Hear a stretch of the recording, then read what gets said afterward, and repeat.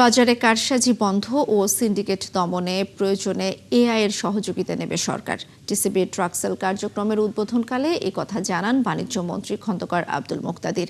তিনি বলেন, দাম নিয়ন্ত্রণে প্রয়োজনে কৌশলগত মজুত বাড়ানো হবে। কোরবানির ঈদ উপলক্ষে ৭২ লাখ পরিবারকে দেয়া হচ্ছে ভর্তুকি দামে ৩টি নিত্যপণ্য।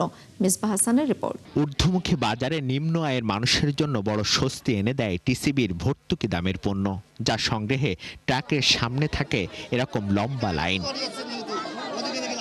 এই যেমন আমেনা বেগম নিয়মিত বাজার করলেও উচ্চ মূল্যের সঙ্গে নিজের আয়ের সমন্বয় করতে না পেরে দাঁড়িয়েছেন এই লাইনে। প্রত্যাশা কিছুটা কম মূল্যে পণ্য পাওয়া।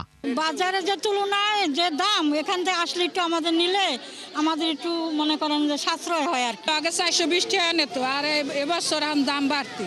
দীর্ঘ লাইনে দাঁড়িয়ে থাকা এই মানুষগুলো কম মূল্যে পণ্য পেয়ে স্বস্তির কথা জানালেও অভিযোগ রয়েছে ভোগান্তি ও অনিয়মের।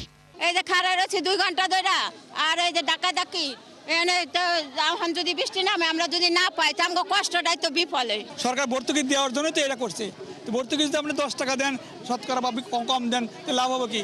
ভর্তুকিটা বেশি হলে মানুষের উপকার হতো।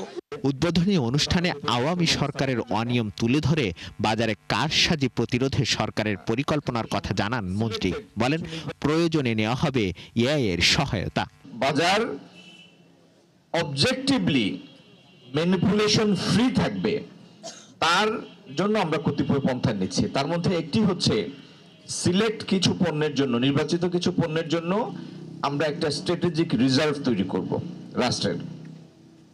দ্বিতীয় হলো এই যে সাপ্লাই চেইন, একেবারে আমদানি পর্যায় থেকে শুরু করে রিটেল সেল পর্যন্ত এই পুরো সাপ্লাই চেইনটিকে আমরা একটা এআই মডেলের মধ্যে নিয়ে আসবো, যাতে সরকার পুরো ব্যবস্থাটি নিবিড়ভাবে পর্যবেক্ষণ করার সুযোগ থাকে সরকারের কাছে। 21শে মে পর্যন্ত চলা এই কার্যক্রমে ৩৪,০০০ মেট্রিক টনের কিছু বেশি পণ্য বিক্রি করবে টিসিবি।